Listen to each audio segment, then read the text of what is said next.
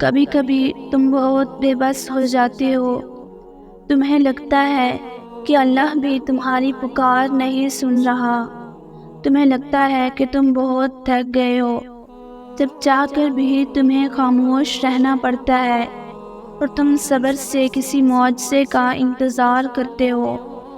سنو، اگر کسی نے تمہارے لفظوں کی اور خاموشیوں کی پرواہ نہیں کی اور اتنے درد کے بعد بھی اب بھی صبر کر رہے ہو، یاد رکھو اللہ جانتا ہے کہ تم تھک چکے ہو، وہ جانتا ہے کہ تم کتنی مشکل میں ہو سکتا ہے یہ تمہاری زندگی کا ایک ہی خالص صفحہ تھا اور اللہ تعالیٰ تمہاری زندگی کے باقی سارے صفحات کو رنگوں سے بھرنا چاہتا ہو۔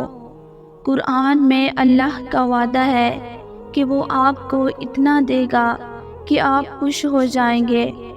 بعض دفعہ اللہ ان تمام لوگوں کی اصلیات آپ کے سامنے لاتا ہے جن پر آپ اپنی جان سے بھی زیادہ مانگ کرتے تھے، شاید اپنے رب سے بھی زیادہ۔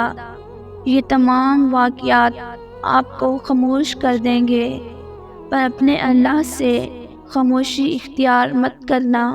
اللہ کہتا ہے، غم مت کرنا، میں تب بھی تمہارے ساتھ تھا جب تو مجھ سے دور تھا۔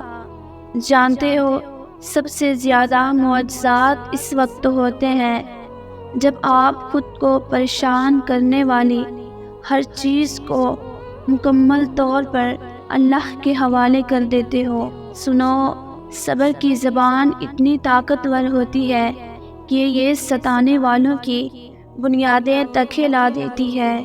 جب ہار اور جیت کا فیصلہ اللہ کے حوالے کرنا ہو تو نصیب سے لگائی ہوئی ساری جنگیں ختم ہو جاتی ہے۔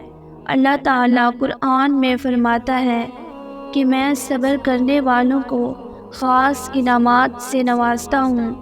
انشاءاللہ یہ دعا تمہاری آخری دعا ہوگی اور اس کے بعد 7 رنگوں کی برسات ہوگی۔